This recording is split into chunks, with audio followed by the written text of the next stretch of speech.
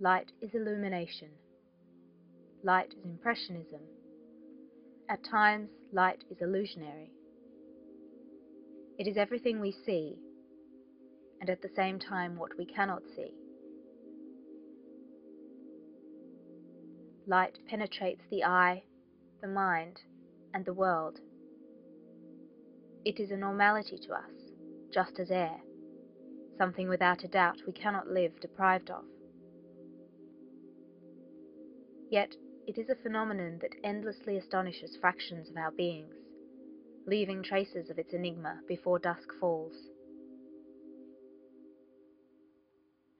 It symbolizes life, revelation, and hope. It can also declare deceit and destruction. As death is to living, darkness is to light. To take away the other is to diminish the existence of both. How can we separate them from each other when they depend so closely on one another to illustrate their nature? And what is this of significance to us, as bypassers, makers, and receivers?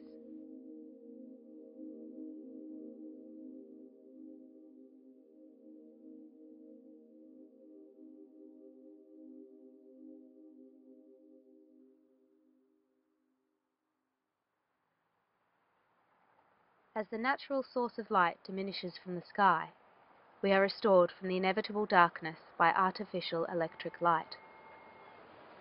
With this abundance of freedom, when darkness emerges, we are no longer fearful and alone.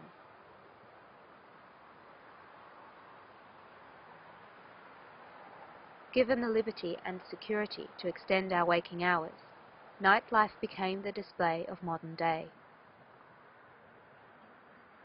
It was the nights that crowned these metropolises the city of lights.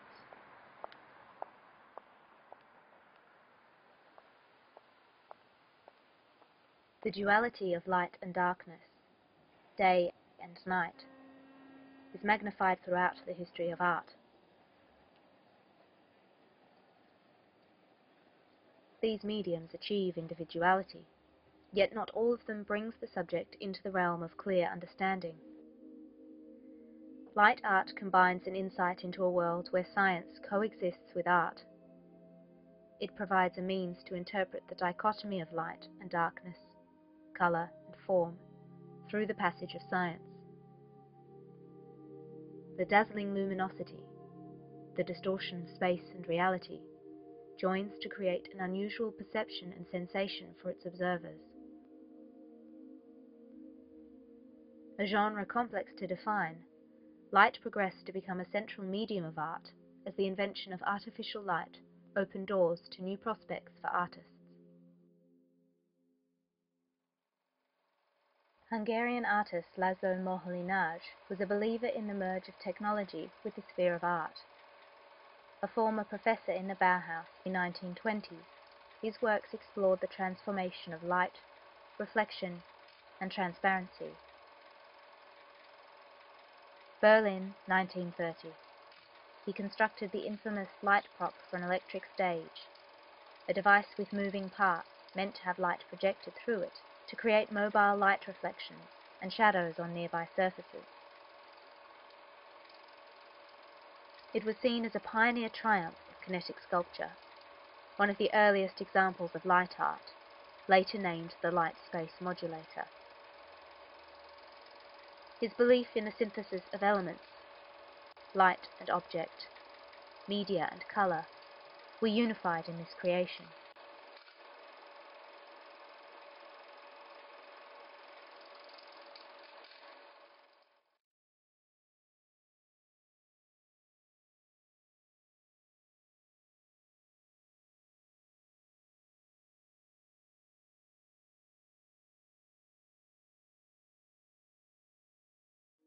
Luminokinetic art emerged in the 1950s. It was about the mechanical movement, the promise of a new visual experience and interactive relationship between the object and its spectators. It was the personification of technological advancement in the context of new media art. Born in 1952, scientist and artist Paul Friedlander builds intricate kinetic light sculptures. They are the coalition of his scientific background and an unwavering love of light.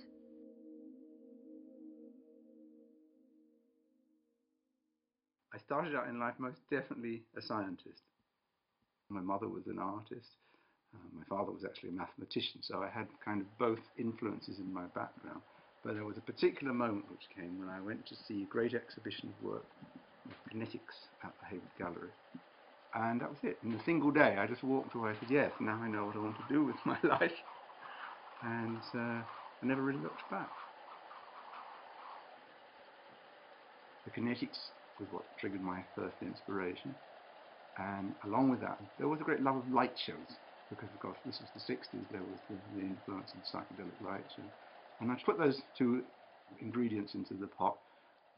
And today I can say that I've now succeeded in working on a kind of grand integration, bringing together all these various influences, and that integration is still ongoing.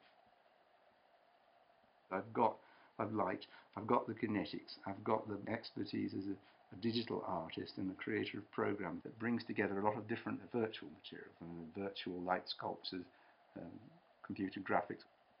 The interface where you touch it allows the user to then modify the illumination of the installations. And so what I'm creating today is a hybrid art form that brings together all these different influences that have been interesting in all these many years. All art, in a way, aspires to this state of light. Going back much deeper into history, we see there how, at a time before abstract had even been conceived of as a movement, the vision of light as a powerful influence was being particularized. Painters certainly had been aware of light as something that was magical and fascinated them. They wanted to capture in their paint. I know I'm just continuing something that's been going on for so long.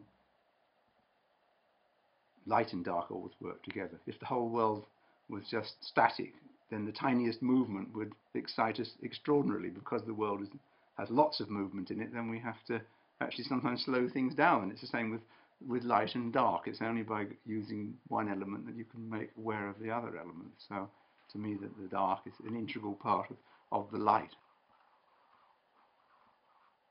I grew up in the space age. It was all about astronomy, cosmology, understanding all those very, very big questions. At that time, there was a great interest in chaos.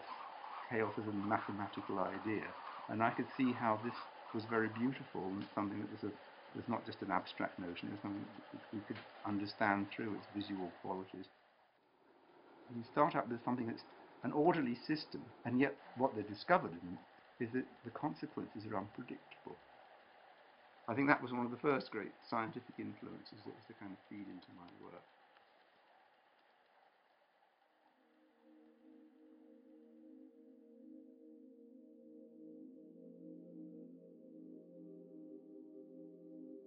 Light does not simply provide through its existence.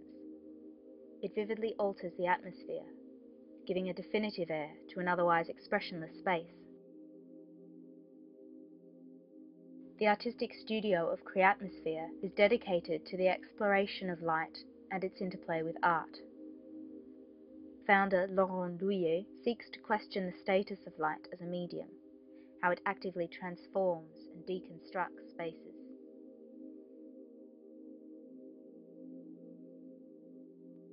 What is light art?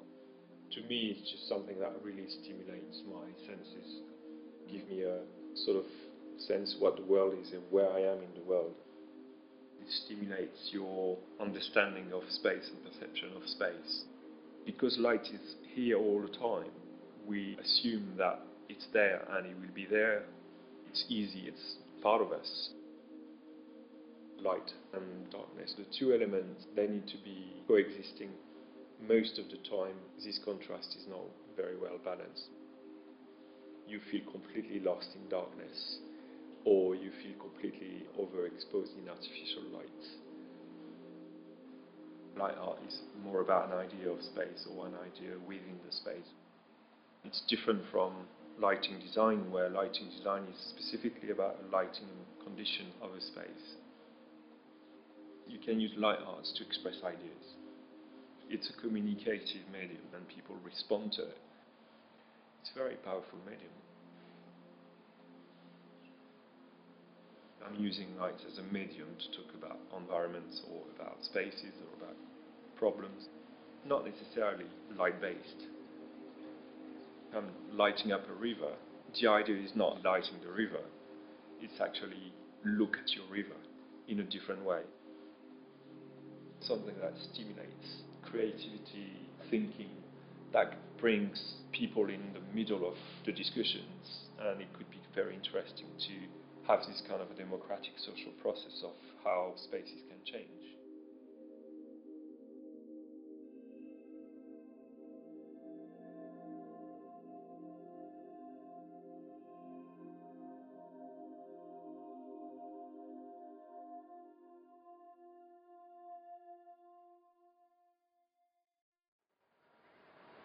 Light is not merely a shape or form.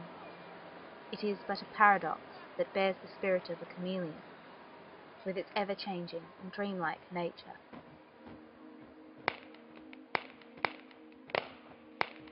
In a dash of time, their appearance and disappearance occurs as one. As ordinary as tomorrow will arrive, fading away the present day, we may not think about light. We may not think of darkness.